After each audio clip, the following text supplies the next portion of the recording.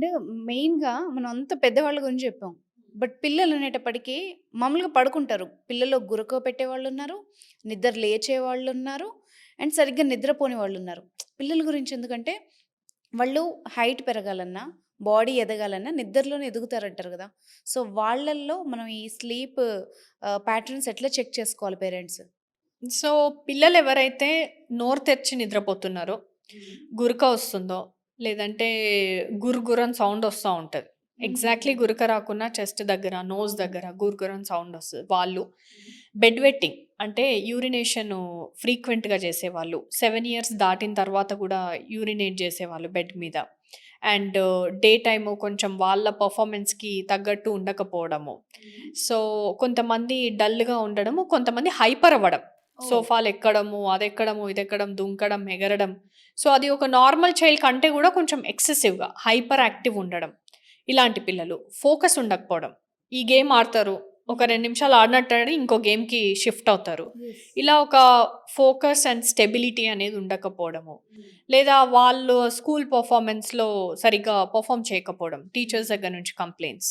Extra curricular activities ఏదైనా వాళ్ళకి interest ఉన్న డాన్స్ క్లాస్‌లో గూడా వాళ్ళు పెద్దగా అంత పెర్ఫార్మ్ చేయలేకపోవడం. సో, ఇవన్నీ అండ్ ఊరికే క్రాంకీగా బిహేవ్ చేయడం, ఏడవడం. సో, సోషల్ ఐసోలేషన్ ఎవరి దగ్గరికెళ్ళాలని ఇంట్రెస్ట్ చూపెట్టకపోవడం. సో, ఇవన్నీ కూడా స్లీప్ రిలేటెడ్ ఇష్యూస్ ఉన్నప్పుడు డెఫినైట్‌లీ ఇవన్నీ ప్రెజెంట్ అవుతాయి. ఓకే. అండ్ వాళ్ళకి ఏడీహెచ్‌డీ, ఆటిజం ఇవన్నీ ట్రిగ్గర్ అవుతాయి. సో, ఓహ్! ఆల్రెడీ వాళ్ళకి కొంచెం స్క్రీన్స్ చూసే అలవాటు ఎక్కువున్నా, లేకుంటే ఆల్రెడీ కొంత జెనెటిక్ ఫ్యాక్టర్స్ ఏమన్నా ఉన్నా గానీ, ఈ స్లీప్ సరిగ్గా లేనప్పుడు అవి ఇంకా ట్రిగ్గర్ అవుతాయి. ఓకే. సో, ఇవన్నీ చాలా ఇంపార్టెంట్. అండ్ ఎవరికైతే పిల్లలకి అడినాయిడ్స్ ఉన్నాయి, టాన్సిల్స్ ఉన్నాయి, అవి ఆపరేట్ చేయాలా లేదా అనే సిట్యుయేషన్‌లో ఉంది. వెయిట్ చేయమని డాక్టర్ అన్నారు. సో, వాళ్ళు పిల్లలకి గూడా స్లీప్ స్టడీ చేయించాలి. ఎందుకు అంటే గ్రేడ్ 4 అడినాయిడ్స్ ఉంటాయి. అంటే that is a severe grade. ఊరికే నోస్ బ్లాక్ అవుతుంది, ఊరికే సిక్ అవుతున్నారు. అప్పుడు ఆబ్వియస్‌గా ఆపరేట్ చేస్తారు.